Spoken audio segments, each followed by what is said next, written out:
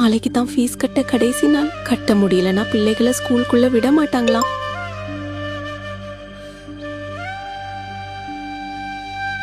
கடவுளே, நான் என்ன பண்றது?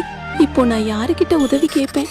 1ஆம் வகுப்பு முதல் 12ஆம் வகுப்பு வரை எந்த குழந்தையும் கல்வி இடைநிற்றலுக்கு ஆளாகவே கூடாது என்று எண்ணுகிறோம். அந்த எண்ணத்தின்படி ஒவ்வொரு தாய்க்கும் அல்லது பாதுகாவலருக்கும் ஆண்டுதோறும் 15,000 ரூபாய் பொருளாதார உதவி தொகையாக வழங்கப்படும்.